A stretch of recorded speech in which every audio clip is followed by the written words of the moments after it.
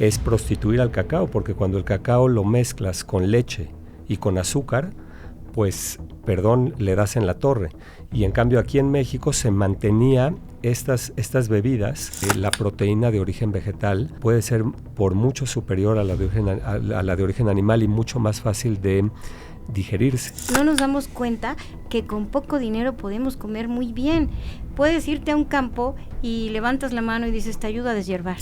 La mayoría de las personas no comemos nuestro guiso si no tenemos una tortilla, y si es una buena tortilla, pues bueno, es el complemento de la alimentación.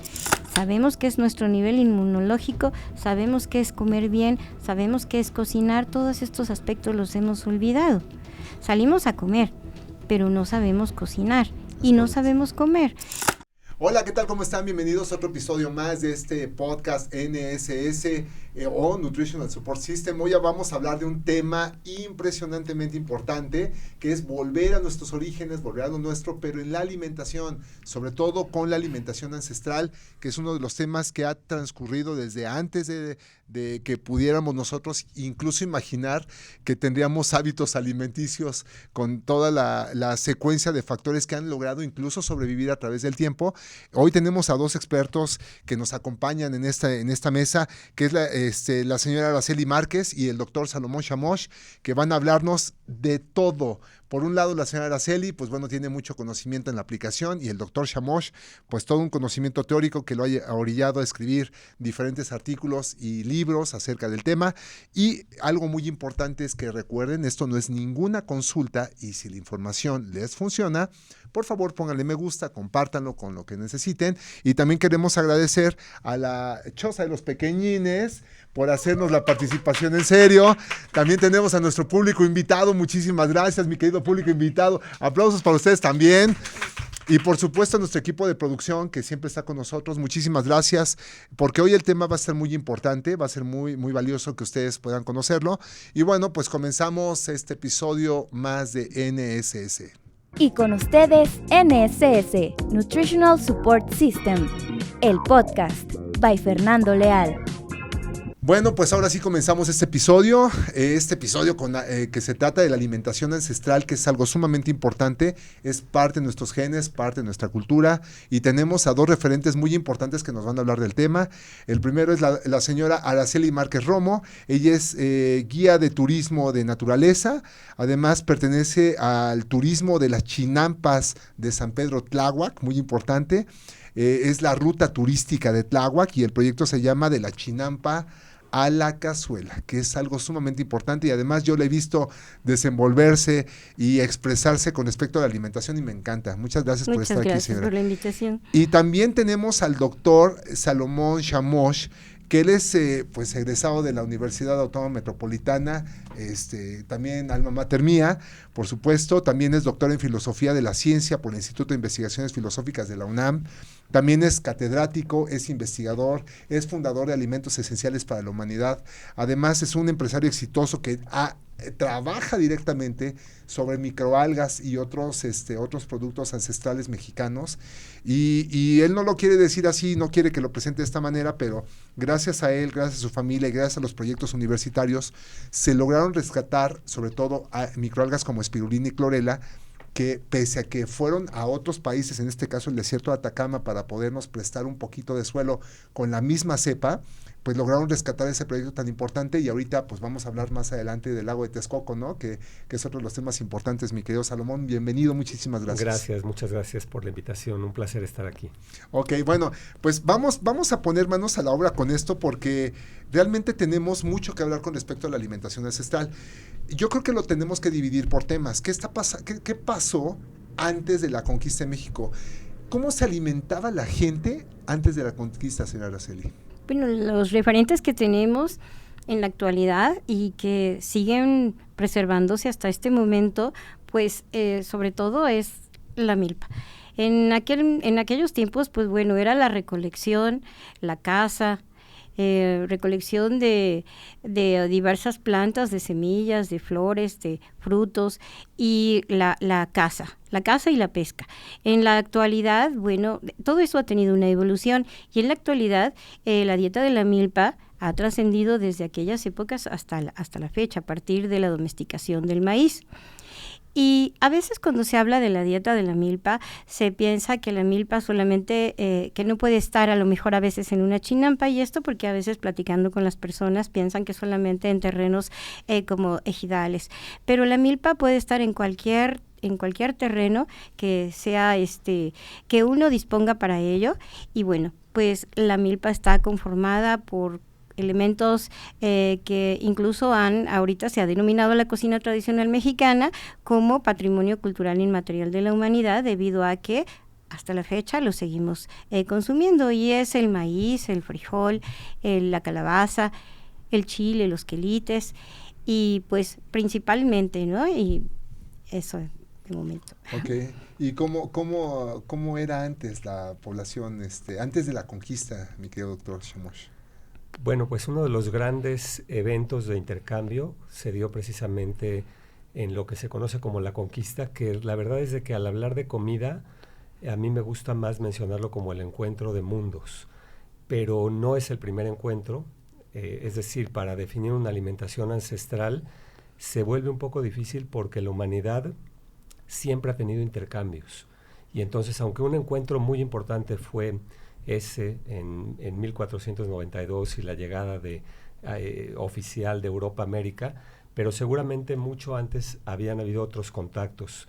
Por ejemplo, dentro de la misma América, contactos entre las culturas del centro de Mesoamérica con las de la península de Yucatán, o todavía más al sur, un intercambio muy fluido que había con los incas, y esto también nos habla de intercambios desde América del Norte y con Europa mucho antes, ¿no? Entonces, hablar de una alimentación ancestral se vuelve un poco complejo, pero efectivamente nuestras culturas en América, antes de la llegada de los españoles hace alrededor de 500 años, pues sí estamos convencidos en los estudios que se han hecho y por los relatos, por las crónicas que hay de aquella época, que era una alimentación mucho más saludable, sumamente variada y rica, y principalmente predominando en alimentos de origen vegetal. Que eso es importante, o sea, nada más retomo ese aspecto porque se piensa literalmente en el caso de la dieta de la milpa, que es uno de los digamos exponentes más importantes y más conocidos, pues casi el 90% son productos vegetales, ¿no? De origen vegetal, y actualmente muchas personas dicen, no, el vegetarianismo te enferma, pero si llevamos mucho tiempo haciendo esto. ¿Ese balance es correcto? ¿90% de productos de origen vegetal y 10 animal? ¿Y qué tipo de animales se consumían, Araceli? Bueno, lo que sucede también que platicando con las personas del campo y las personas muy mayores, cuando les preguntas en cuanto a la proteína animal, la consumían una vez a la semana.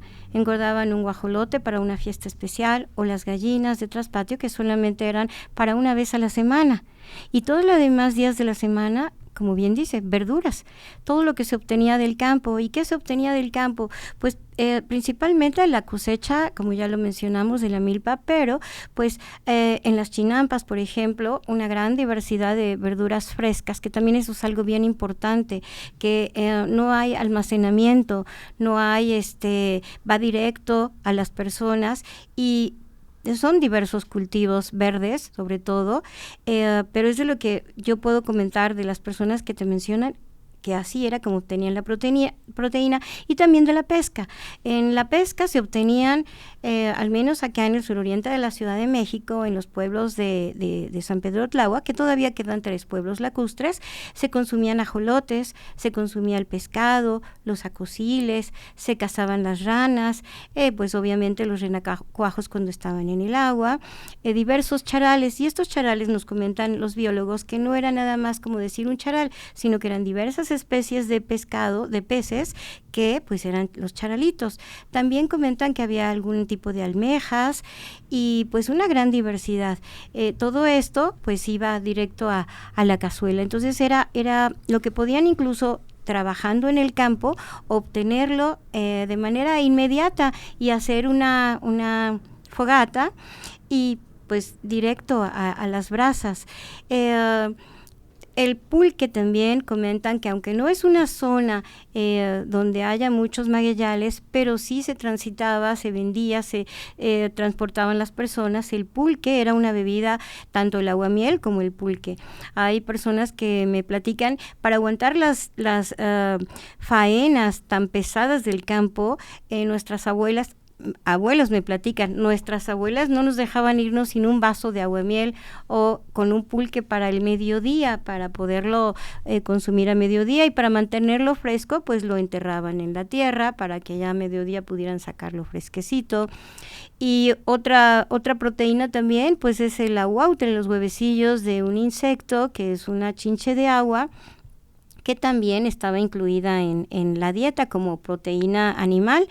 Y pues la proteína vegetal que está por ejemplo, en el amaranto, en los frijoles, en la combinación que hay de maíz con frijol. En fin, o sea, verdaderamente es una riqueza que, aunque ellos no tenían conocimiento de, como ahora, que hay nutriólogos, que hay especialistas para poder determinar los nutrientes de cada alimento, la experiencia, el tiempo fue dando este conocimiento para transmitirlo de generación en generación e irlo cocinando. Y también están plantas que son propias para la herbolaria, un gran conocimiento y un gran contacto con la naturaleza que permitía que conocieran para un dolor de cabeza, ponerte un chillador y no tomar como ahora tantos analgésicos, el consumo de estas verduras, por ejemplo, que te permite tener una buena función digestiva. Muchas personas jóvenes, sobre todo, que padecen de estreñimientos, que no pueden tener un día laboral adecuado porque no se sienten bien por el estreñimiento, o que ya a temprana edad tienen diabetes, colesterol alto, triglicéridos altos, en fin. Bueno. Ok, Salomón. Bueno, pues es muy interesante porque a veces se piensa acerca de la superioridad de Europa sobre América y que los españoles realmente tenían muchísimos adelantos y esto no necesariamente es así, y menos cuando hablamos de alimentación. De hecho, en el intercambio, porque se han hecho recuentos de alimentos que llegaron de Europa a América y los que llegaron de América a Europa. Y es muy interesante porque son más del doble los que se fueron de América a Europa. Entonces, hoy la cocina italiana, la francesa, la alemana, toda la dieta mediterránea y todas las que queramos mencionar de Europa no serían nada sin el aporte y la riqueza de todos los elementos que proporcionó, como ya lo decía Araceli, la cocina americana, ¿no? Los alimentos que había aquí. Por eso es que pues estos españoles que venían desde Cristóbal Colón, Hernán Cortés, es muy interesante porque todos traían cronistas que eran naturalistas y que lo que venían a hacer era a relatar todo lo que iban encontrando. Entonces, y más que nada lo que iban encontrando nuevo para llevarlo a Europa, ¿no? Ahora, también aquí estamos hablando de un encuentro de cocinas, porque no solamente es Europa y América, porque con Europa llega también lo que ellos habían tenido ya con África, pero también con Asia, tanto Asia Menor como el Lejano Oriente. Entonces, realmente lo que va a llegar a América, por ejemplo, la misma cocina árabe, llega también aquí a América, y de todo eso es lo que vamos a tener aquí. Por eso es que a partir de la conquista y lo que va a ser la colonia, vamos a empezar a tener una alimentación muy rica, pero también algunos aspectos que se van a ir deteriorando y que vamos a hablar a lo largo de este episodio, ¿no? Claro, exactamente. Fíjate, justo eso es lo que les iba a comentar. Ese tipo de alimentación seguramente va marcando las características de cada población. Uh-huh. ¿Cómo era la gente antes de la conquista? Fuerte, disciplinados en la alimentación, y como estábamos comentando, pues existía la herbolaria. Con las mismas plantas tú podías tener una sanación. Si podemos platicar del maíz, por ejemplo, los maíces de colores tienen ciertas características, ciertos nutrientes que te pueden prevenir de enfermedades. Hablando de cómo eran antes, no existían muchas enfermedades que ahora existen. por ejemplo, las antocianinas de los maíces de colores, que, bueno, pues está comprobado que nos ayuda, no podemos decir tal vez anticancerígenos, pero de alguna manera dentro de nuestra dieta son importantes porque se sabe que nos ayuda a prevenir esta enfermedad y también nos ayuda a elevar nuestro sistema inmunológico. Entonces, bueno, ¿cómo eran antes? Sabemos que eran personas muy fuertes, muy disciplinadas y que había una biodiversidad en la alimentación. Tan es así que cuántos platillos le preparaban a Moctezuma. Entonces, estamos hablando de la cacería, de la pesca, cuántos animales a través de la caza, a través de la domesticación, a través del cultivo, las plantas, de la cosecha, en fin, es infinito. Ahora dicen que todo lo que vuela se arrastra y bueno, hay un dicho así que va a la cazuela, ¿verdad? Eso está de miedo. Pero es real, insectos, tenemos una diversidad que no terminamos de conocer, o sea, vamos conociendo y conoces a una cocinera que te comenta que hay un cacao que se está extinguiendo y que lo está preservando, que hay un quelite que solamente es endémico de una zona, que hay un pez, en fin. Entonces, esa biodiversidad de este país megadiverso es impresionante y eso favorece a nuestra dieta, a nuestra alimentación y a lo que somos ahora. Somos un pueblo maravilloso. Tenemos en la alimentación, hoy que es el Día Mundial del Cacao, por ejemplo, tenemos una semilla que tiene ciertos componentes que ya nos platicará el doctor, que nos hacen sentirnos bien y es el cacao, hoy el Día Mundial del Cacao, este cacao que si nosotros lo siguiéramos consumiendo de manera natural, no como nos lo venden ahora, como un chocolate que realmente lo que nos venden como chocolate ya no tiene cacao. Si nosotros lo seguimos consumiendo como cacao, de verdad que tenemos muy buenos beneficios en una bebida y no necesitaríamos, si nosotros conociéramos los nutrientes de cada uno de nuestros alimentos, no necesitaríamos estas bebidas que son energetizantes y que tienen sustancias que en lugar de favorecernos, tal vez momentáneamente nos dañan a la larga. Ok. Salomón, ¿qué características tenía la población antes de la conquista? Algo con lo que se encontraron los españoles es que aquí realmente esta frase de que somos lo que comemos era realmente vigente, y no solamente eso, sino que además, porque sí somos lo que comemos, pero también comemos lo que somos. O sea, va en dos vías, ¿no?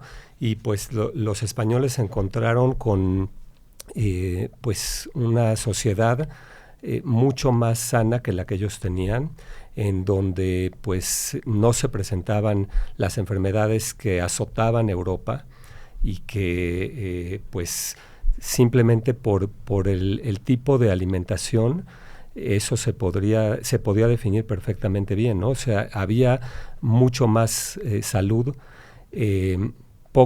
una gran variedad de alimentos de origen vegetal, sí, también alimentos de origen animal, pero que en las mezclas que ellos tenían, la forma y cómo lo iban combinando, pues realmente resultaba muy saludable, además de toda una tradición que iba pasando principalmente de los abuelos, las abuelas, que estaban consideradas como sabios, y que, bueno, ahí sí, por ejemplo, este concepto que tenemos de la edad de oro, que llamamos edad de oro a la vejez, y hay que preguntarnos, bueno, ¿de dónde viene esto de la edad de oro? Y realmente en España en esa época no había edad de oro, era como ahora, era una edad de plomo. O sea, llegar a la vejez era una pesadilla, como es hoy, ¿no?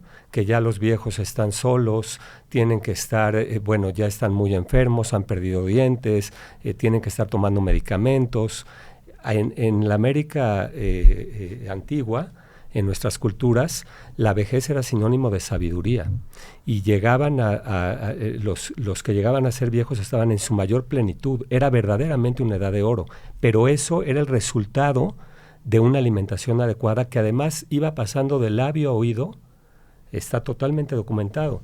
O sea, cómo las abuelas iban pasando la información de generación en generación de qué es lo que se tenía que consumir, en qué cantidades, los platillos, la riqueza, ¿no?, de todo lo que había acá. Por ejemplo, quiero mencionar que los tamales, el origen del tamal, los primeros tamales que se conocen eran tamales totalmente vegetarianos. O sea, la manteca de cerdo llegó muy tarde y hoy en día es un ingrediente inseparable de los tamales, pero que no existía. En los tamales de los antiguos no existía la manteca de cerdo y era un alimento súper variado, porque no solamente había un tamal como ahora, también ellos tenían una variedad muy grande de tamales. Hay toda una serie de simposios sobre tamales de la época prehispánica y vamos a encontrar que la mayoría eran vegetarianos, ¿no? O sea, aquí podemos ver cómo había mucho más salud en la dieta y eso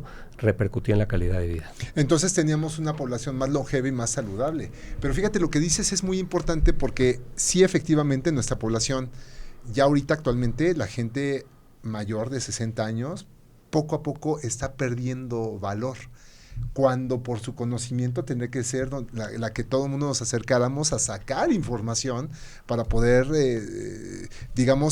navegar en este mundo, porque la experiencia es muy importante y tenemos que cambiar eso, afortunadamente. Otro tema que es muy, muy delicado es que cada vez las nuevas generaciones pierden más el control de su propio alimento. O sea, ya no lo saben preparar. Ya le delegan a un tercero la elaboración de la alimentación, que eso es un problema, ¿eh? Eso está enfermando a mucha población. Y además ahora sí viene el encontronazo. ¿Cuáles fueron las repercusiones? Porque lo que estoy entendiendo y lo que me están explicando es que la alimentación, antes de la conquista, del descubrimiento en América, que eso, concuerdo contigo, ya tenía mucho, o sea, yo creo que es el continente de los más antiguos que hemos desarrollado las culturas, pero bueno, es otro tema. Nosotros teníamos mucho mejor alimentación y mejor salud que los europeos. Eso, y mayor variedad. Y mayor variedad, claro. Eso estamos coincidiendo. Sí. El punto es, ahora, si nos mezclamos con algo que no tenía el mismo nivel, ¿cuáles fueron las repercusiones de esto? ¿En qué se modificó? Quiero retomar que estaba comentando el doctor Salomón, si me permites. Decías, estos tamales que eran vegetarianos. Y ahorita regreso con la pregunta. Son los mextlapiques y los tlapiques. Son tamales que no llevaban masa incluso, que eran solamente de los ingredientes de la milpa, de los ingredientes locales de los cultivos. El mextlapique es concretamente lo que se obtenía de la pesca y llevaba tomatitos, llevaba nopales, llevaba choconosles, llevaba unas venitas de chile y no había aceite, no había grasa. Y la forma de la cocción, porque eso también es importante, la cocción. El tipo de cocción era a las brasas o al comal. El otro, el tlapique, que puede ser de cualquier otro ingrediente y puede ser un tlapique de milpa, concretamente de verduras, o puede llevar tripas de pato, en fin, que así es como nos los han comentado, o rana incluso. Entonces estamos hablando de este tipo de alimentación que no llevaba grasa, que no llevaba incluso todavía la masa de maíz nixtamalizado. Alguna ocasión platicábamos, doctor, al respecto de qué es lo que está pasando. Siempre me gusta hacer un comentario de un campesino, un chinampero del pueblo de San Andrés Mixquic, su observación. Al preguntarle al respecto de la comida actual que come, por qué está tan sano, 80 y tantos años, caminando descalzo sobre su tierra mojada, de manera general, un adulto, o de manera común un adulto de esa edad, ya no puede salir de lo calientito al frío porque ya se puede enfermar, y ellos tan sanos, tan hábiles, tan ágiles en el trabajo en el campo, y que tiene que ver la alimentación, y me decía, en 1985 yo observé que los niños se empezaron a enfermar, empezaron a perder los dientes que ya no eran de leche, empezaron a usar lentes, empezaron a padecer de la obesidad y otros tipos de enfermedades. Y la actividad, obviamente, ha cambiado. Antes veíamos, yo tengo 66 años, fui todavía una niña que jugó en las calles con mis amigos, mis vecinos. Salíamos a jugar por las tardes, juegos que ya ahora ya tampoco existen, y este sedentarismo también influye, no nada más es la alimentación, sino es la actividad física. es la actividad física, y decías también la relación con los padres. ¿Por qué? Porque ya se perdió esta parte de que la mamá nos gritaba. Ya es hora de la comida y no queríamos entrar porque estábamos jugando, ya es hora de la tarea y ya no queríamos entrar porque estábamos jugando. Esta relación, esta comunidad que se hacía a la hora de la comida, la plática, el atenderte, el servirte, el estar contigo, el poder observarte como hijo, que yo te pueda, a lo mejor veo que estás triste, a lo mejor veo que tienes un problema tal vez, a lo mejor no estás comiendo bien, en fin, ya no nos preocupamos. Llega la noche, llegan los padres de familia cansados y salimos a la calle, ¿no? Vamos a la calle a ver qué van a cenar y qué es lo que van a cenar, unas papas fritas, algo que tiene mucha grasa.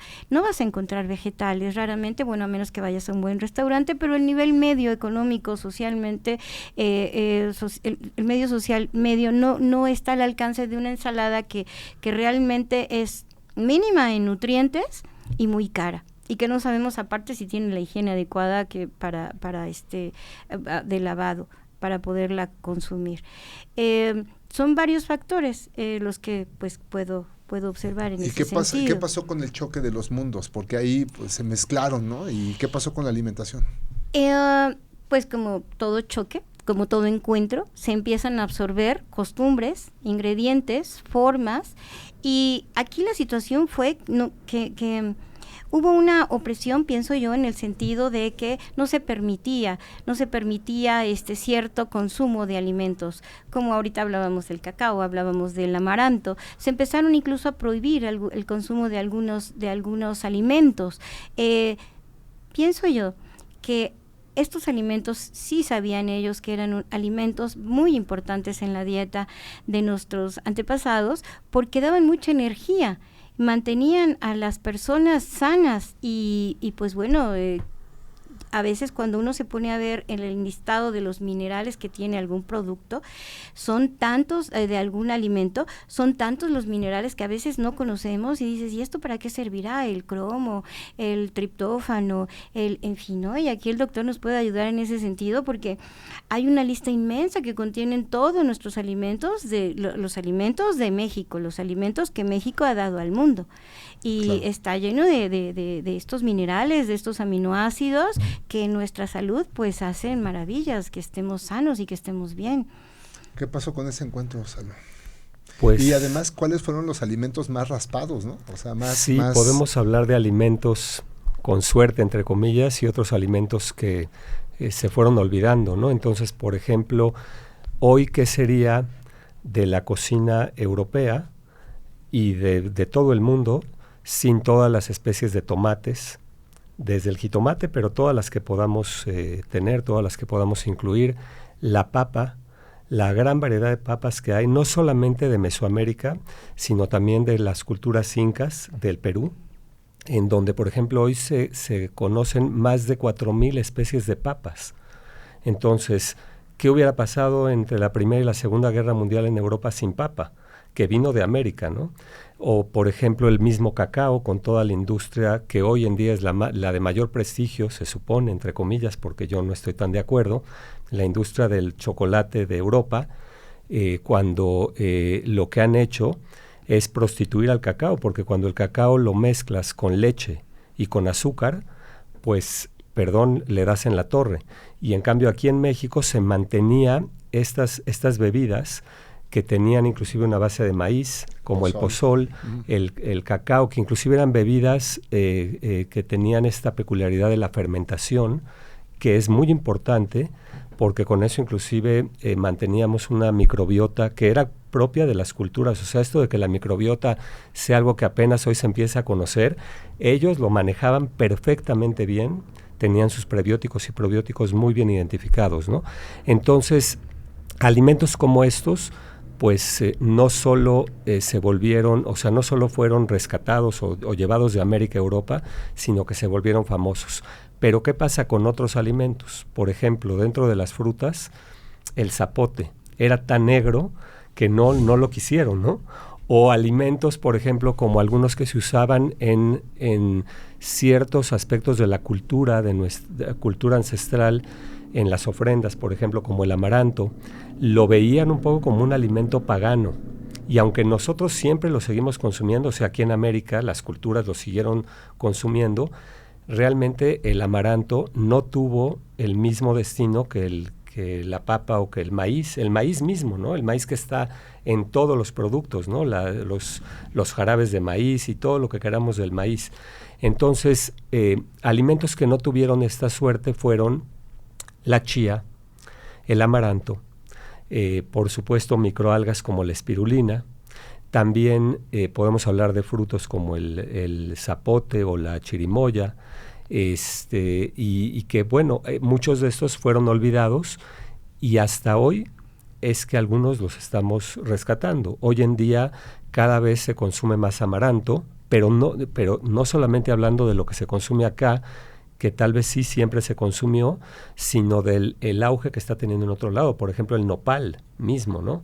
Entonces, bueno, es muy interesante ver cómo este encuentro pues afectó para bien y otros alimentos no tan para bien, ¿no? en el transcurso de la historia. Claro. Ahora, comentaron algo importante, lo consideraban como algo pagano. Porque, bueno, si la misma pelota de hule cuando rebotaba decían que estaba poseída por entidades demoníacas, sin entender que rebotaba por otros factores, a ese nivel estamos hablando, ¿no? Entonces, muchos de los alimentos que hemos visto ahorita y que has mencionado, Salomón, realmente recibían un ritual y no lo podía consumir cualquiera, ¿no? O sea, realmente la realeza es la que se encargaba de consumir cacao o consumir amaranto. ¿Por qué cree que esos alimentos fueron casi, o los quisieron borrar sin poderlos borrar, eh? ¿Por qué sucedió eso? Por lo que conozco actualmente, comentaba, es que tienen un alto contenido nutricional, tanto el amaranto, tanto el cacao, y además los efectos, en el caso del cacao, los efectos que provoca en las personas, el estar bien, el estar contentos, el estar felices. Y si estamos hablando de quieres tener un pueblo oprimido, pues tienes que quitarle lo que tú consideras que le puede hacer bien. Quisiera pensar que es por esto. Algo también muy interesante es que, por ejemplo, el cacao es rico en antioxidantes.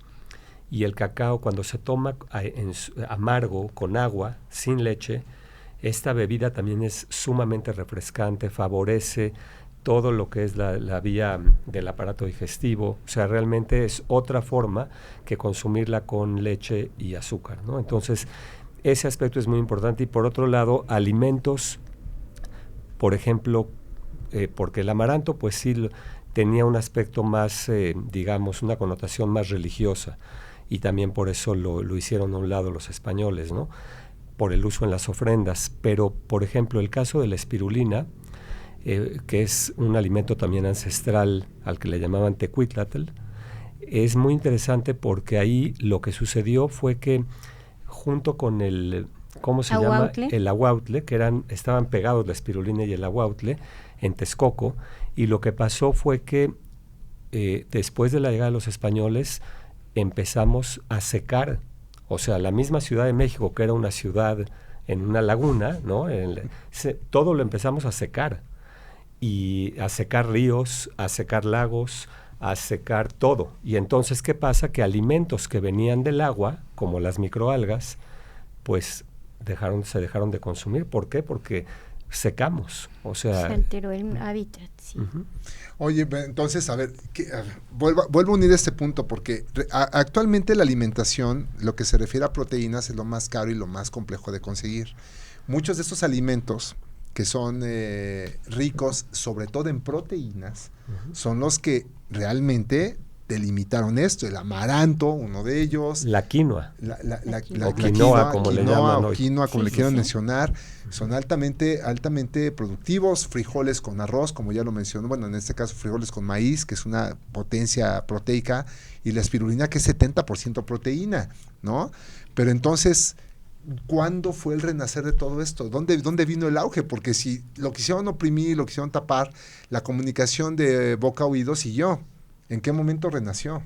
Realmente es muy interesante hacer un recuento de esto a lo largo de la historia, porque es hasta prácticamente, o sea, porque recordemos que vino también a afectar la revolución industrial, que después todo este desarrollo de la industria alimentaria, en donde empezamos a tener una serie de aditivos que se utilizaban en los alimentos, que hoy se sabe que causan muchísimo daño. La FDA está ya prohibiendo algunos de ellos. Empezamos a tener colorantes artificiales, saborizantes artificiales, conservadores.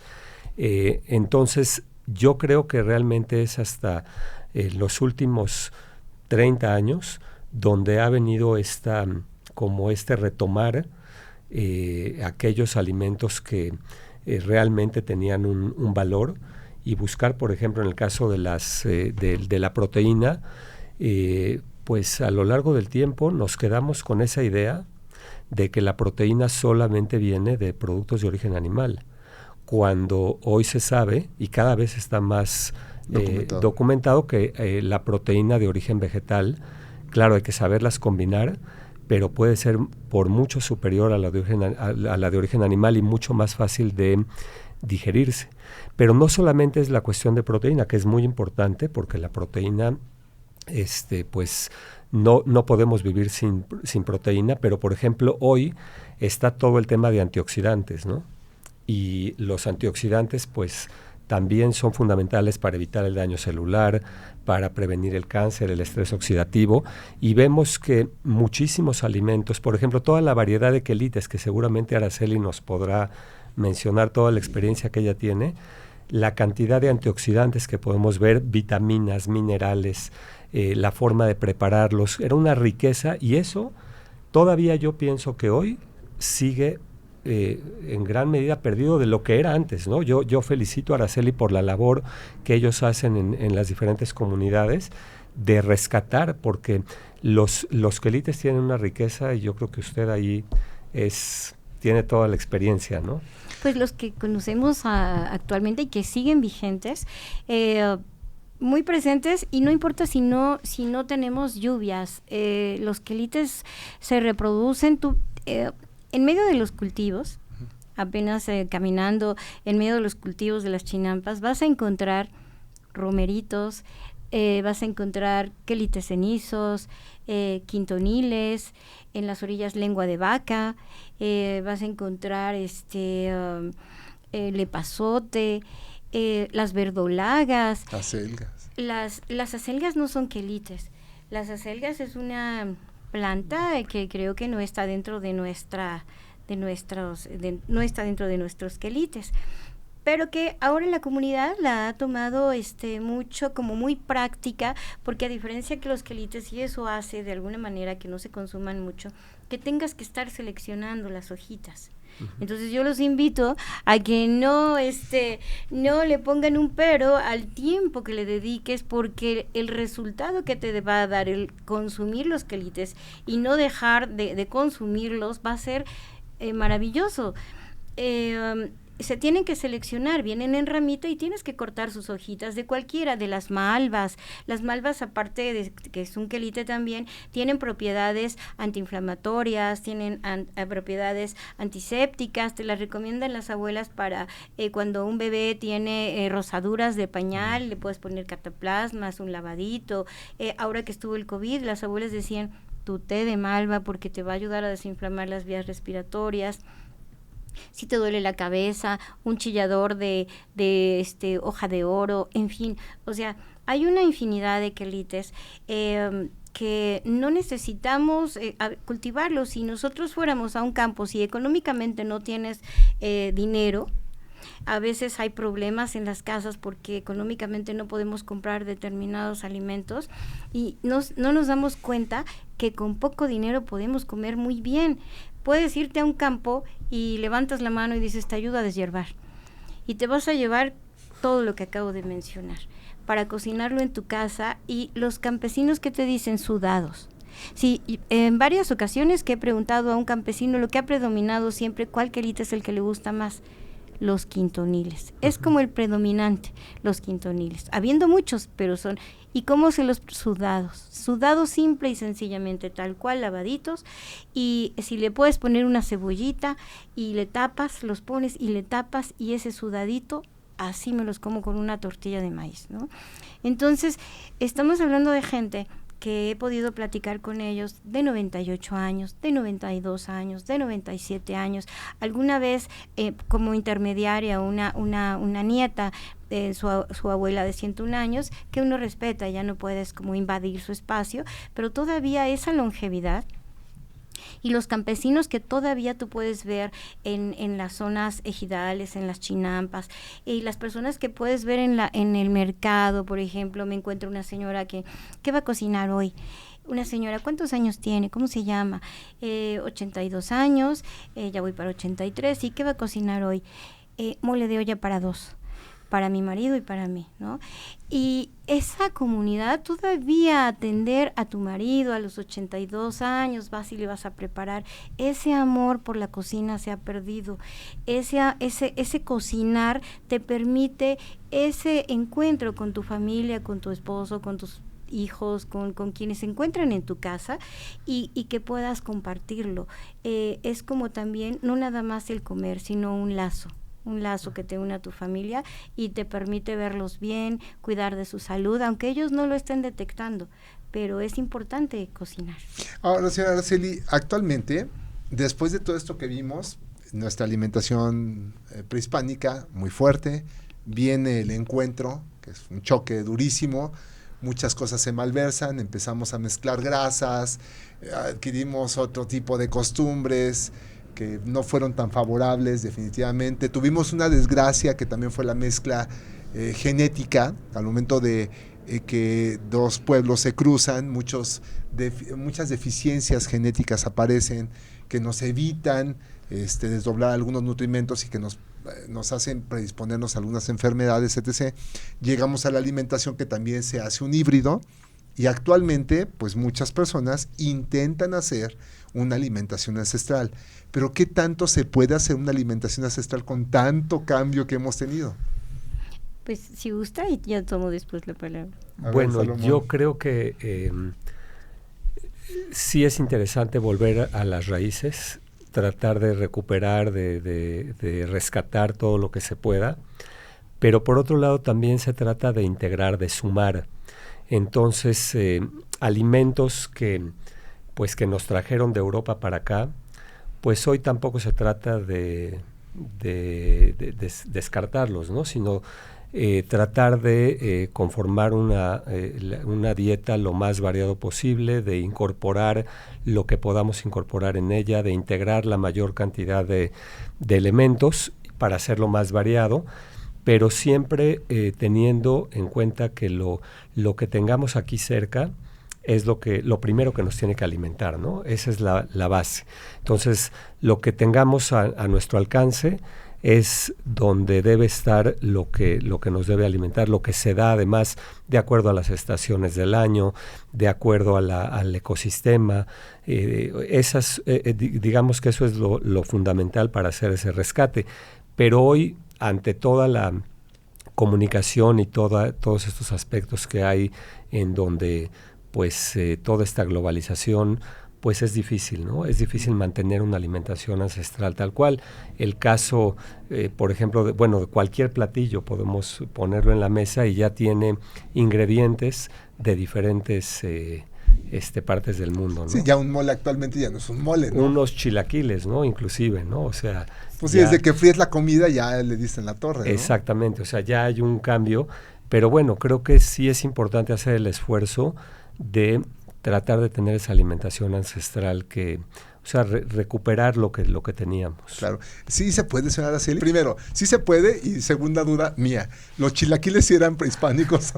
Fíjese que platicando con personas de los pueblos de Tláhuac, me decía alguna vez una persona, mi mamá me preparaba tripas de gato, y pues inmediatamente dices tripas de un gato.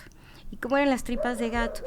Ponía su nixtamal, hacía su tortillita gorda, hacía su salsa de molcajete, y una vez que ya estaba la tortillita, le untaba un poco de manteca, y ahí estamos hablando ya de una combinación que no era lo que originalmente teníamos en nuestra dieta.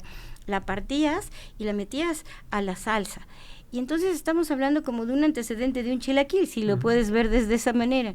Y asimismo, varios nombres raros que utilizaban para mencionar el guiso, no como chilaquiles, pero que justamente eran como unos chilaquiles. Yo creo que el proceso de nixtamalización es vital, es importante en nuestra dieta. La lucha por algunas zonas rurales en las que siguen tratando de preservar los maíces nativos, en los que no procuran que no sea un maíz híbrido dentro de sus conocimientos, que no sea transgénico, que no importa que no tengan una mayor producción, pero que tratan de rescatar el maíz criollo, que así lo llaman, el maíz nativo. Eso es importante porque está hablando de esa preservación de nuestra cocina y sobre todo del maíz, que ha sido la base fundamental para nuestra sobrevivencia, para nuestra base de nuestra alimentación. La mayoría de las personas no comemos nuestro guiso si no tenemos una tortilla, y si es una buena tortilla, pues bueno, es el complemento de la alimentación. El que nos hayan compartido muchos ingredientes, por ejemplo, ahora si tú vas a hacer un mole con diversos chiles, le vas a agregar oleaginosas, nuestro cacahuate, pero también le vas a poner almendras, le vas a poner nueces, le vas a poner ajonjolí, le vas a poner cacao, incluso yo le pongo un trocito de cacao en lugar de chocolate. ¿Por qué? Porque el chocolate ya es un químico. Entonces un trocito de chocolate, le vas a poner pasitas, le vas a poner un plátano macho. Entonces, bueno, todo esto, imagínate que si no tuviéramos todo para integrarlo a nuestros deliciosos chiles, pues bueno, podemos en la actualidad disfrutar de una diversidad. Cuando nosotros cocinamos un fin de semana, pues están incluidos el mulato, el ancho, el pasilla, el guajillo, los pimientos morrones, el habanero, el caribe, el güero, el serrano, el de árbol fresco, el seco, el morita, el chipotle, el jalapeño, en fin. O sea, es una diversidad que tú la tienes al alcance de la mano en los mercados, en los tianguis, y que solamente es ir y comprar y cocinar. A veces me dicen, es que no tengo todos los ingredientes para un guiso. No necesitas guiarte en una receta, guíate con lo que tienes. Si a lo mejor abres tu refrigerador y vas a cenar y tienes zanahorias, ¿qué vas a hacer con las zanahorias? Pues puedes hacer una ensalada, puedes hacer un pan. Así como preparas, la gente nada más toman una harina para hot cakes, o toman una harina de estas de atole, de fécula de maíz, que trae colorantes, que no tiene ningún nutriente. Cuando nuestras abuelas, por ejemplo, las de acá de estos pueblos, es el maíz tostado en el comal rápidamente, molido rápidamente en el metate o en el molino, y ya tienes la harina con la cual vas a hacer un atole, pero ya tienes una harina de maíz, pero de colores.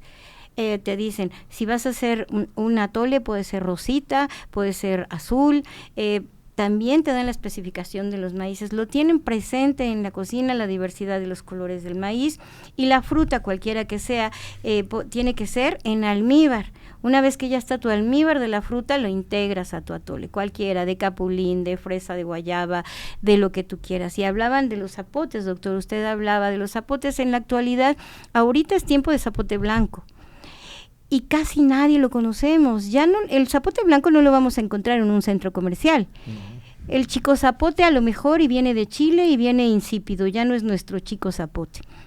El zapote negro igualmente, ¿no? Entonces, el zapote blanco, el aguacate, el mamey se parecen mucho en sus consistencias, ¿no? Son nuestros frutos y bueno, es una diversidad que tenemos. A ver, les pregunto esto, mitos, fíjense, es que hay muchos, hablando de esto, hay muchos mitos alrededor de lo que fue la alimentación prehispánica, y posteriormente quisieron introducir algunos alimentos sustituyendo a lo que teníamos tradicionalmente. Y hay muchos mitos. Por ejemplo, mito realidad de que el pulque está hecho con materia fecal y estas cosas. Sí es. Pues mi abuelo era del estado de Hidalgo, donde todo mundo raspaba magueyes porque era parte de la vegetación en el lugar. Lugares muy áridos, donde no había agua. En mi abuela, por ejemplo, en donde era un depósito de agua que le llamaban Hawái. Entonces, pues las condiciones son difíciles. Mi abuela con 12 hijos, mi madre fue la más pequeña de todas. Entonces, mi abuelo se dedicaba a llevar a sus animales al campo a largas distancias, por lo que comentamos, no había vegetación fresca para las vacas, para los burros, para los caballos, y entonces, bueno, tardaba todo un día en regresar y venía con su burro cargado que ya había raspado sus magueyes. Y lo ponía a fermentar en unos barriles, en un tejabancito que estaba hecho con pencas precisamente de maguey, y ahí tenía 2 barricas. Yo me acuerdo, yo era muy pequeña y tenía 2 barricas. Todo el pueblo que era pequeño lo iba a buscar porque era el mejor pulque, y no le ponía eso para fermentar. O sea, es una mentira, totalmente, es un mito. No, es un proceso de fermentación. Hablaba el doctor, y ahorita ahí lo comentará, de los probióticos, ¿no? De bebidas que solitas fermentan, y que vino la industria de la cerveza para desplazar al pulque y los beneficios que nos traía. Lo comentaba hace un momento.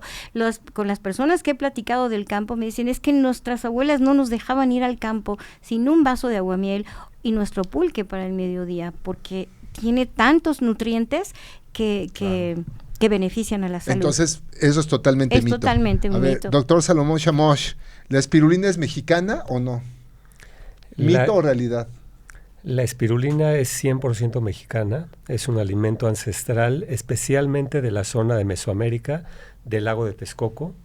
Esa es su principal fuente de origen. Inclusive se sabe que la espirulina que se encontró en el lago Chad, en donde estaba esta tribu de los canembús y que allá le llamaban dije, vino de América. O sea, esa espirulina la trajeron de acá. Entonces la espirulina tal cual, bueno, de hecho el nombre original es Teocuitláhuatl, y después ese nombre lo fueron reduciendo hasta Tecuitlatl, y luego cuando los europeos ya en el siglo pasado la vieron por primera vez al microscopio y vieron que eran puros espirales, le pusieron espirulina.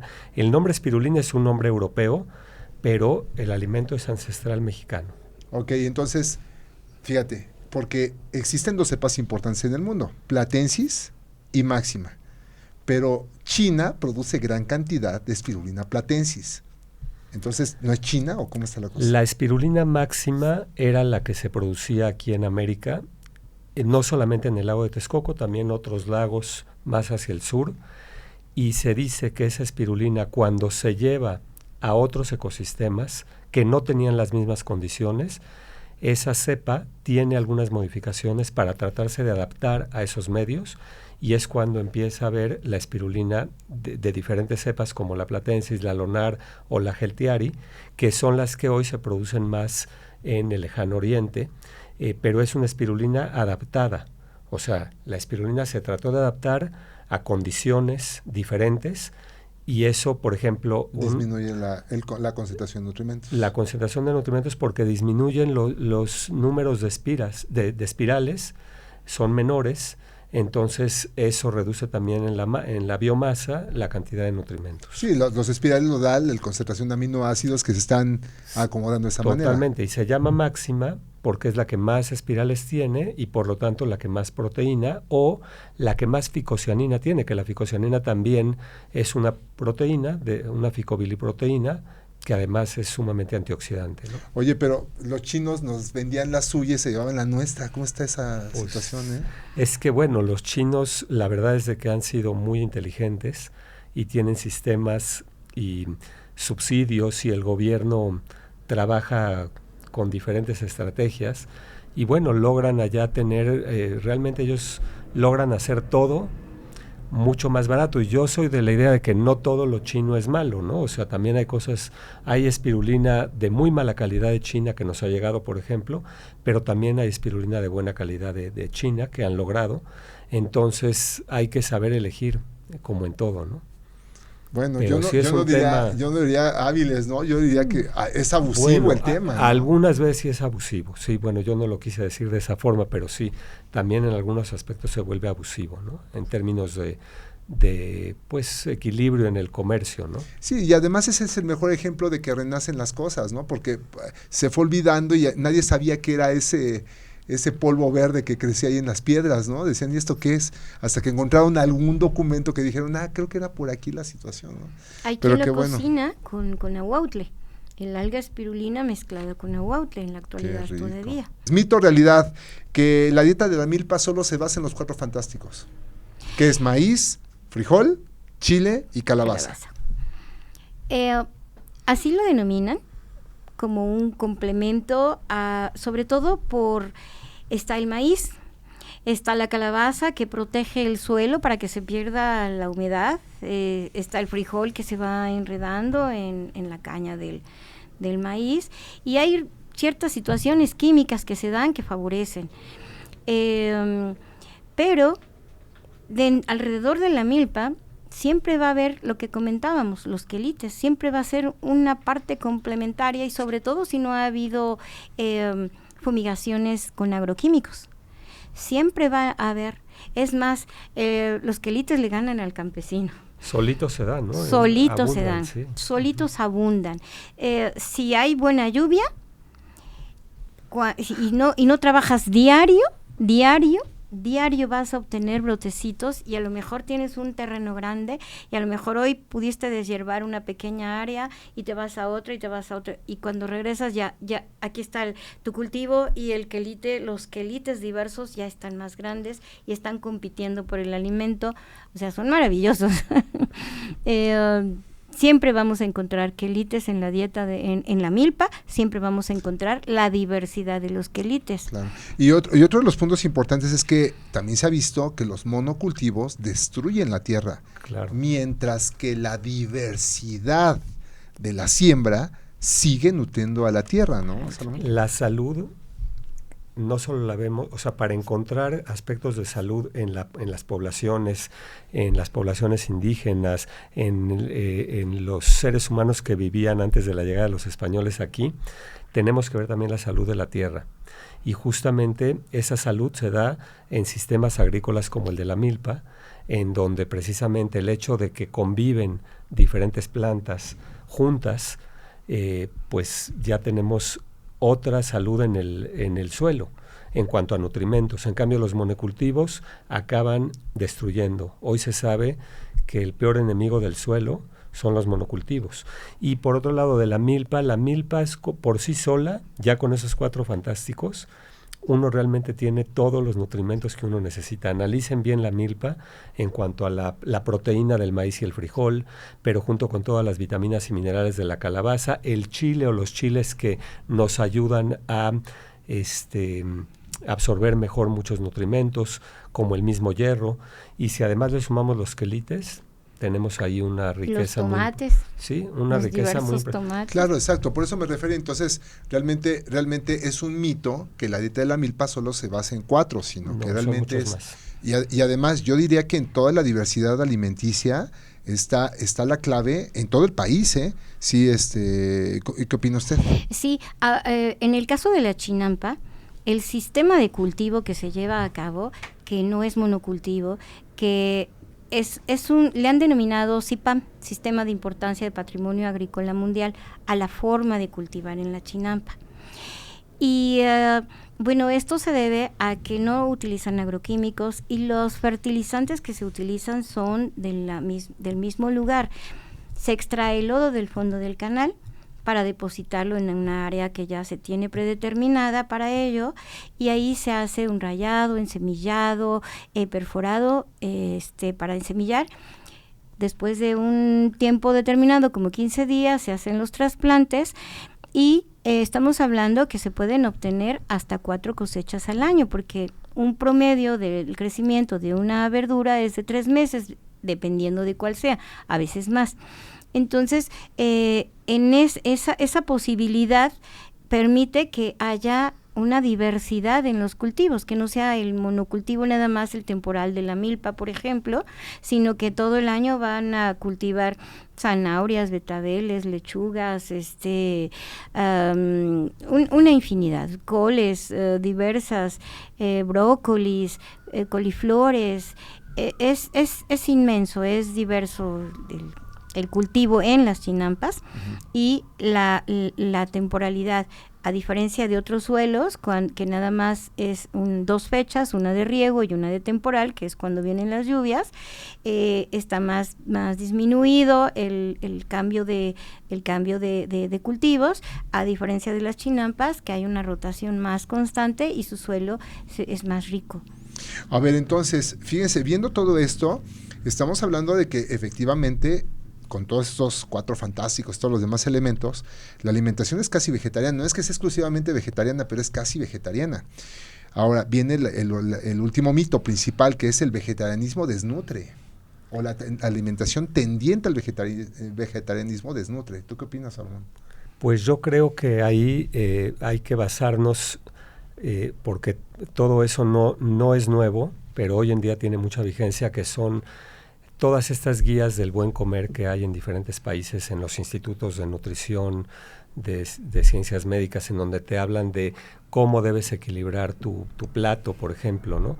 Y en todos, uno puede analizar los de Europa, los de la Asociación de Dietética Americana, los de la canadiense, e inclusive con los del Instituto de Ciencias Médicas y Nutrición Salvador Subirán aquí en México.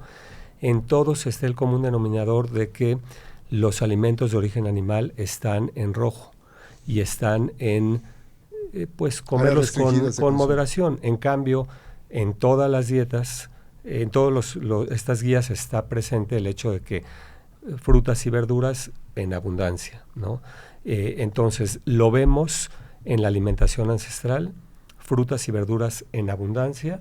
Sí había algunos animales, no tantos como cuando se dio el encuentro con Europa, pero lo que yo recomiendo es, bueno, y número 1, para contestar tu pregunta, yo en lo particular llevo 30 años con una dieta vegetariana, mis hijos son vegetarianos de nacimiento, pertenezco a una red mundial de vegetarianos en donde somos más de 6,000 miembros, en donde también hay 3ª y 4ª generación, y creo que estamos mucho más sanos que muchos otros seres humanos. O sea, yo no voy no tengo que ir al médico para curarme de algo, me sé curar con la misma alimentación. Y esto creo que tiene que ver con el vegetarianismo, pero no se trata de convencer a nadie de ser vegetariano. El que quiera seguir consumiendo productos de origen animal, pues adelante, simplemente que lo haga respetando estas guías en donde el consumo debe ser moderado. Y otra situación que yo recomiendo es que no solamente los productos de origen animal sí pueden tener nutrimentos, sí pueden ser saludables, pero no solamente hay que considerarlo desde la salud, también hay que verlo desde el punto de vista del sufrimiento animal, el maltrato. Entonces hay que tratar de buscar, si alguien quiere seguir comiendo animales, pues que busquen formas de mayor respeto, ¿no? De que haya dignidad con el animal, por lo menos cuando lo van a matar, y no como hoy se mata en los rastros y todo este tipo de situaciones en donde el sufrimiento animal... o sea, yo por eso lo digo, no sé cómo hay personas que pueden llegar a su casa y acarician a su perrito o a su gatito, pero se están comiendo una torta de pollo, pues que la gallina no tiene, o sea, no lo entiendo, ¿no? Pero bueno, yo lo dejo ahí porque sé que no es el tema, ya lo abordaremos en otros.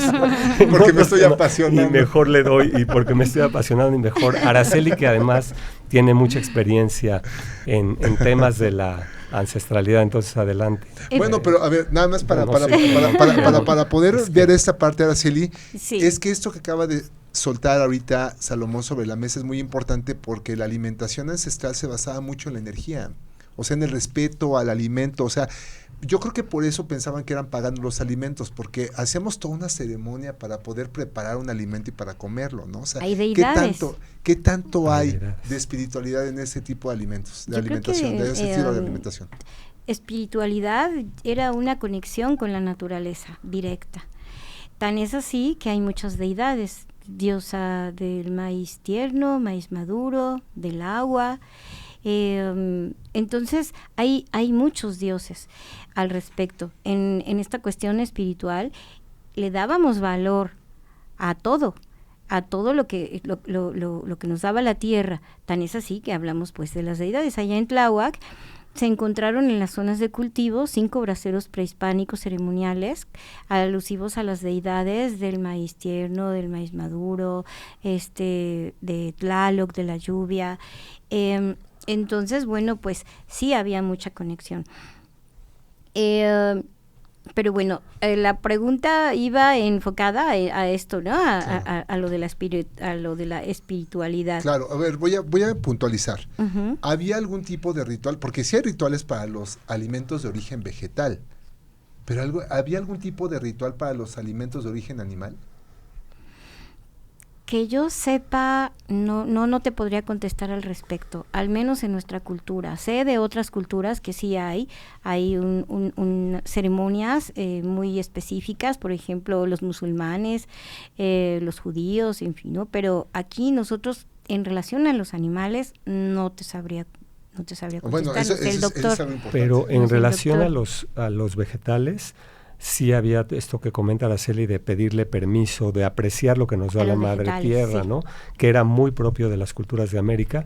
Y bueno, pues en cuestión de los animales, lo que yo sé, realmente igual que Araceli, no estoy muy documentado en cuanto a lo que había en América, porque era poco el consumo de origen animal, pero en otras culturas donde consumen más animales, se basan en por lo menos infundir la menor cantidad de sufrimiento en el animal a la hora de matarlo, ¿no? Entonces también como respetándolo, el hecho de que viva una parte del tiempo contigo en casa y que después lo sacrificaban de una forma muy respetuosa, ¿no? Pero aún así hay daño. Sí, Araceli. Al respecto, en mi caso que me toca cocinar, y yo presento una diversidad, no sé, por decirte, 20 cazuelas. Y yo las presento porque me baso en todo lo que he aprendido con muchas personas, familiares y diversas personas. Pero cuando yo las presento al público me voy dando cuenta de sus necesidades. Y en base a sus necesidades es que voy haciendo ciertas modificaciones. Por ejemplo, los que son musulmanes no consumen cerdo. Los hindúes, por ejemplo, si yo tengo mi comal donde voy a calentar un guiso, en este caso romeritos, que le puse nopalitos, papas, pero le puse unos acosiles y le voy a poner una tortita de huautle, ¿no? A lo mejor quien come de todo va a decir ya me lo sirve, pero el hindú está viéndolo como ahí me va a calentar la comida, o sea, ya no voy a querer comer. Son muy cuidadosos en su dieta y entonces tenemos que tener algo aparte, un comal aparte para calentar específicamente, permítame, está una parrilla, sacas el comal porque es uno entre muchos, pero si llega, y entonces, ¿qué tienes para ellos? Pues tenemos hongos diversos, siempre tenemos hongos de maíz, que ahora no nada más de temporal, ahora ya se cultivan de manera permanente todo el año, tenemos diversos quelites, sudaditos, tenemos los huauzontles, que para amalgamar, por ejemplo, hacemos unas tortitas, pero para amalgamar dices, pero lleva huevo, pero lleva queso relleno. Tenemos la quinoa, que es un amalgamante que te permite hacer un poco la función del huevo para amalgamar y que tú se lo puedas presentar. Pero te lo sirvo con mole. Y el mole tiene manteca, no tiene manteca, pero tiene caldo de animal, no tiene. Entonces, he tenido que modificar un poco para poder atender tanto al que come de todo, como al vegano, como al vegetariano, en algunas de las preparaciones, ¿no? Y que tenga yo alguna alternativa y que no se vaya sin comer, porque ha habido comentarios, ¿qué culpa tenemos los veganos? ¿Qué culpa tenemos los vegetarianos? ¿Y qué culpa tenemos los que comemos carne, ¿no? de tu oferta gastronómica? Claro, entonces sí se puede cocinar sin aceite. Sí se puede. ¿No? O sea, sí porque todo el mundo pensaría, oye, es que es imposible cocinar sin aceite, ¿no? Puedes hacer los tamales que decía el doctor de verduras sin aceite, sin grasa. Puedes hacer el guiso que siempre promuevo y que nunca dejo de hablar de él, el mishmole, que es de todo lo que se obtenía de la pesca a la cazuela y que, como bien dice el doctor, ahora ya debido a la alteración del medio, pues ya no son los ingredientes locales, sino que ya voy a preparar un mishmole que lleva pescado que ya viene del mar y antes era de los canales, del lago. Va a llevar a cociles que ya ahora vienen de Texcoco, pero cada vez más lejos a lo mejor de Michoacán, porque las zonas se están extinguiendo por diversas situaciones. Va a llevar ranas, ya no tenemos muchas áreas verdes, las ranas ya no escuchemos que estén croando, entonces ya son de cultivo. Y así sucesivamente, ¿no? Llevaba, por ejemplo, una planta que era una planta flotante, una ninfa, que ya no la hay porque hubo cambio del agua. Al haber cambio del agua, viene el agua tratada y ya no tenemos esa ninfa. Entonces, ¿ahora qué le ponemos? Pues quelites, algún quelite que siempre va a haber. Claro. Y bueno, pues en ese sentido es que todo se va alterando. Claro, entonces... Yo ahí quiero agregar nada más con respecto al aceite, porque creo que es algo que ha afectado mucho a la alimentación mexicana, que hoy en día pues todo lo freímos, ¿no? Y todo lleva aceite. Entonces creo que el aceite debemos volver a como era antes, que el aceite debe estar alejado del sartén y alejado del calor. Inclusive, por ejemplo, para eso está el comal, que ya lo mencionaba Araceli, ¿no?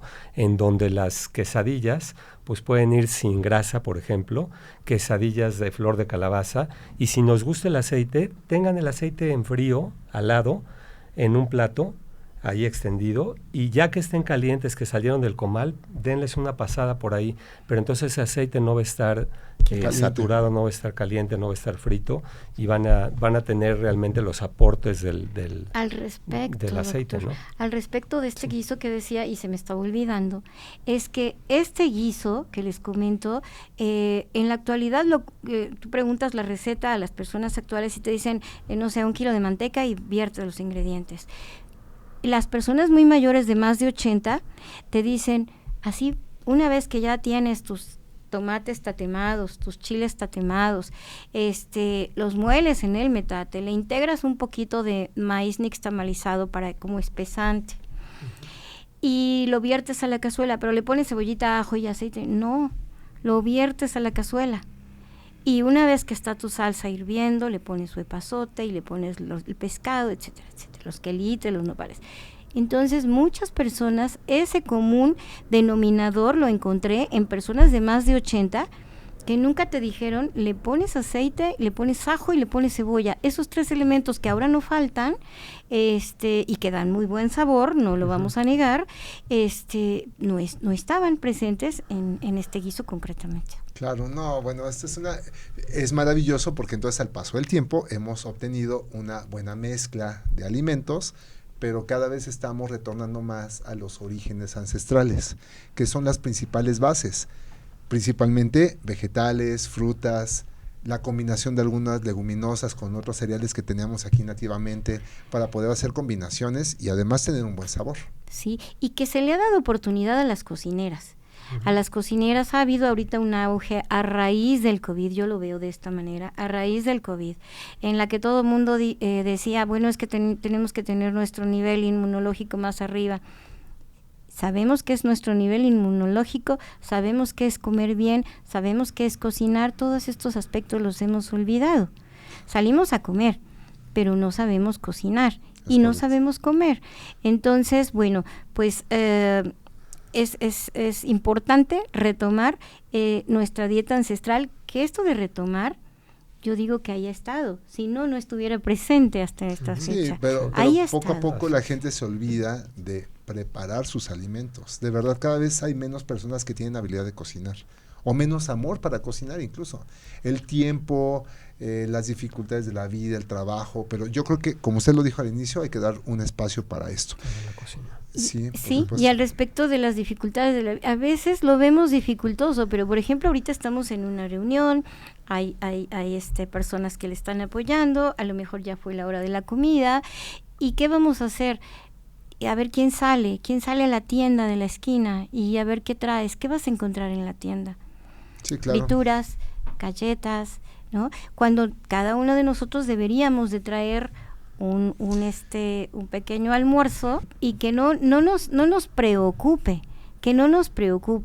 el que nos vean que traemos nuestro almuerzo, porque a veces eso también ya se ve mal, que tú llegues a un lugar, a tu área de trabajo, y que no te vayas a un restaurante o que no comas lo que el común está comiendo, galletas, papas, en fin, sino que sacas tu recipiente de comida y a veces la gente lo ve mal, y no debe de ser así, al contrario, dedicaste un tiempo para cuidar tu alimentación. Y además es más económico prepararte tus propios alimentos y comer saludable, higiénico. Así como estamos diciendo. Totalmente, 100%. Bueno, a ver, señora Araceli, pues un mensaje final para nuestra audiencia. ¿Qué le diría después de todo esto que platicamos? ¿Qué síntesis haría? Volver a nuestros sabores de origen, no perder de vista que nuestros sabores de origen consisten en comer esta dieta ancestral que ha prevalecido hasta nuestros días y que se ha transmitido de generación en generación, y que nosotros al cocinar lo estamos transmitiendo a las presentes y a las futuras generaciones. Ok, muchas gracias, señora Araceli. Gracias a usted. Salomón. Bueno, hay muchos factores que contribuyen a la salud, que nos hacen ser más saludables, y creo que si hacemos una lista de todos estos factores, el que más peso tiene y va a seguir teniendo es la alimentación. Entonces yo recomendaría enfocarnos en una alimentación saludable, buscar nuestras raíces, ir hacia lo que comían nuestros antepasados, porque es parte de nuestra historia y eso nos va a mantener más saludables. Bueno, pues les quiero agradecer de sobremanera la doctor, invitación, que ustedes hayan aceptado la invitación, por supuesto. Estamos hablando de una mujer de muchos años de trayectoria como usted, Araceli, pues bueno, el doctor Chamosh, que también se ha dedicado a rescatar cosas, porque es todo un filántropo este chamaco, ¿no? Pero algo muy importante es que el respeto a la vida, el que todo el mundo abonemos para que las cosas fluyan en salud, siempre es mejor, porque la prevención radica ahí. Entonces, y gracias por ayudarnos a recordar parte de nuestros orígenes, que falta más, tenemos que hablar directamente de cómo se hacen las cosas y cuáles son los tips más importantes para que la gente pudiera adaptar esa alimentación y dónde se pueden consumir, porque uno de los temas es, oye, sí está muy bonito lo que están platicando, pero ¿dónde compro esas cosas, no? ¿Dónde salgo y las consigo? Porque no es fácil encontrarlas en un centro comercial o en una tienda especializada. Entonces, ustedes tienen un lugar, ¿verdad? En la actualidad se pueden encontrar todavía en los pueblos originarios de Tláhuac personas que salen en el tradicional transporte, que es una carretilla. Tú puedes ver cómo van saliendo de las zonas en carretilla. Y van y se estacionan en los mercados. En alguna esquina, en el mercado a un lado. Es lo más fresco lo que cosecharon el día de hoy. Puedes ver tú, por ejemplo, cómo llega la canoa en la orilla y ya está una persona que recibe las verduras y que las lleva al punto de encuentro, y hay quien llega en su carretilla, baja con la carretilla de la canoa para llegar al punto. Pero tendría que ir a Tláhuac, también está en Tláhuac, pero también en Xochimilco, también en Milpalta. En Milpalta hay un centro de acopio maravilloso en Milpalta. Hablábamos del Chico Zapote. Ahorita una señora tenía sus alteritos de Chico Zapote, y mucha gente pasa y no lo conoce y por eso no lo compra. Ahí vas a encontrar las tunitas, los choconosles, vas a encontrar pulque recién raspado, aguamiel, vas a encontrar maíces de colores, rojo, morado, blanco, vas a encontrar los quelites cenizos, vas a encontrar verdolagas criollitas que son diferentes a las de cultivo porque las acaban de cortar en la mañana unos ramitos y son criollitas. Una diversidad. Entonces Milpalta. Elotes, sí, de colores, en Milpalta. En Xochimilco también hay una zona fuera del mercado que también es pequeña, pero también vas a encontrar ahí. Y en Tláhuac, en la parte de atrás del mercado, principalmente también llegan los chinamperos para distribuir sus verduritas en la parte de atrás. Súper bien. Hay que ir. Tenemos que ir. Tenemos que ir a surtirnos, ¿no? Y en cada pueblo. No, y aparte la señora cocina maravilloso, ¿no? Entonces, pues, si aparte nos da cocinados, pues que mejor, ¿verdad? Bueno, cuando gusten. Por supuesto. Pues muchas gracias, y muchas gracias a ustedes por vernos en este episodio. Espero que la información información que aquí se comentó pues les tenga alguna utilidad. Y si les gusta la información, compártanla con quien ustedes consideren que sea lo indicado. Síganos en nuestras redes sociales, pónganle corazoncito, pónganle me gusta o compartan estos episodios. Estamos nosotros en YouTube directamente como DR Fernando Leal, abreviación de autor, dr.fernando-leal, también en Spotify. Entonces, pues síganos en nuestras redes sociales. Muchísimas gracias y sigamos haciendo comunidad entre todos. Y muchas gracias a nuestro equipo de trabajo, por supuesto, a la Cobra de los Pequeñines, a nuestro equipo de producción y a nuestros invitados. Y pues muchas gracias a ustedes por venir. Gracias por la invitación. Gracias por compartir. Pues cerramos el episodio. Gracias. Escribe tu historia. Este episodio es patrocinado por Metabolismo y Nutrición Integral, Alfenlesa, Misión Verde, Instituto 720. Gracias por vernos. Te esperamos en el siguiente episodio. Y recuerda que esto lo hacemos por un mundo más sano, pleno y evolucionado. Síguenos en nuestras redes sociales. Hasta luego.